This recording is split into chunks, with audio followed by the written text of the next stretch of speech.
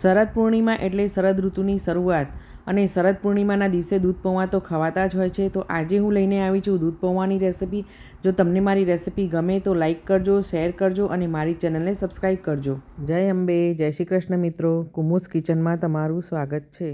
ચાલો recipe start કરીએ. અહીંયા મેં એક પેન લીધું છે. તેમાં આપણે 1 લીટર જેટલું દૂધ એડ કરીશું અને એ દૂધને મીડિયમ ટુ લો હીટ ઉપર બોઇલ કરીશું. જ્યાં સુધી દૂધ બોઇલ થાય છે ત્યાં સુધી આપણે એક પાવડર તૈયાર કરી દઈશું.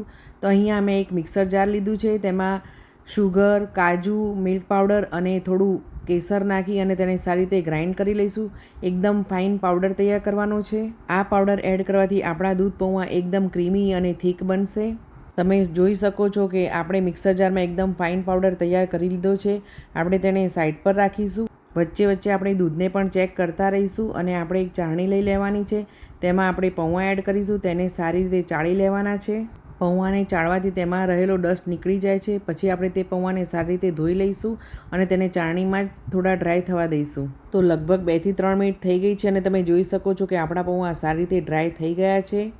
અહીંયા આપણું દૂધ સારી રીતે ગરમ થઈ ગયું છે. હવે આપણે તેમાંથી 3 ટેબલ સ્પૂન જેટલું દૂધ લઈ લેવાનું છે. પલાળેલા આ પૌવાને આપણે એક બાઉલમાં કાઢી લેવાના છે. હવે તેમાં આપણે 1 ટેબલ સ્પૂન જેટલી શુગર એડ કરીશું અને 3 ટેબલ સ્પૂન જેટલું જે ગરમ દૂધ આપણે સાઈડ પર રાખ્યું હતું તે એડ કરીશું અને બધી જ વસ્તુને સારી રીતે મિક્સ કરી લઈશું. તો ઘણીવાર આપણે દૂધ પૌવા ખાતા હોઈએ છીએ ત્યારે પૌવામાં તેનો ટેસ્ટ થોડો મોડો આવતો હોય છે. પણ જો તમે આ રીતે પૌવામાં ગરમ દૂધ અને શુગર એડ કરી અને સારી રીતે મિક્સ કરી અને 3 થી 5 મિનિટ માટે મૂકી રાખશો તો દૂધ પૌવાનો ટેસ્ટ એકદમ વધી જશે. તો તમે જોઈ શકો છો કે આપણું દૂધ સારી રીતે બોઇલ થઈ ગયું છે. હવે આપણે તેમાં તૈયાર કરેલો પાવડર એડ કરીશું અને સારી રીતે મિક્સ કરી લઈશું.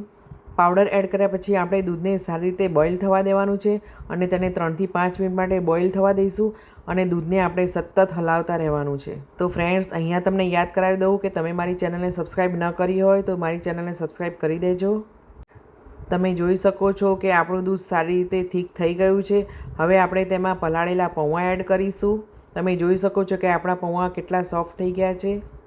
પૌવા એડ કર્યા પછી આપણે તેને 3 થી 5 મિનિટ માટે ફરીથી બોઇલ થવા દઈશું અને મીડિયમ ટુ લો હીટ ઉપર જ તેને બોઇલ થવા દઈશું.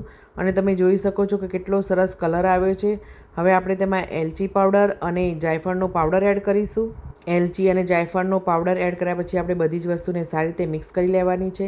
હવે આપણે તેમાં 1 ટેબલ સ્પૂન જેટલી બદામ અને 1 ટેબલ સ્પૂન જેટલા પિસ્તા એડ કરીશું અને બધી જ વસ્તુને સારી રીતે મિક્સ કરી લઈશું.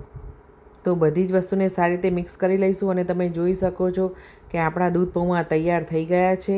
શરદ પૂર્ણિમાના દિવસે ખવાતા આ દૂધ પૌવાને આપણે ઠંડા સર્વ કરવાના છે અને તમે જોઈ શકો છો કે આપણા દૂધ પૌવા કેટલા થીક બન્યા છે અને એકદમ ક્રીમી બન્યા છે.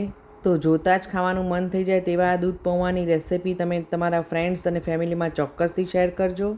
દૂધ પૌવાની બધી જ ઇન્ગ્રીડિયન્ટ્સનું મેજરમેન્ટ મેં આ મારા વિડીયોમાં આપેલું છે, તો તમે ચોક્કસથી ટ્રાય કરજો. કાજુ, શુગર, મિલ્ક પાવડર અને કેસર એડ કરીને આપણે જે તૈયાર પાવડર બનાવેલો તે પાવડર જો તમે આ દૂધ પૌવામાં એડ કરશો તો તમારા દૂધ પૌવા એકદમ ક્રીમી અને એકદમ ટેસ્ટી બનશે. તો હવે આપણા દૂધ પૌવા ઠંડા થઈ ગયા છે. તેને આપણે સર્વ કરી લઈશું અને તેને આપણે બદામ, પિસ્તા અને કેસરથી ગાર્નિશ કરીશું. તો તૈયાર છે આપણા ઠંડા ઠંડા દૂધ પૌવા. તમે આ દૂધ પૌવાની રેસિપી કયા સિટીમાંથી જોઈ રહ્યા છો તે મને કોમેન્ટ કરીને ચોક્કસથી જણાવજો.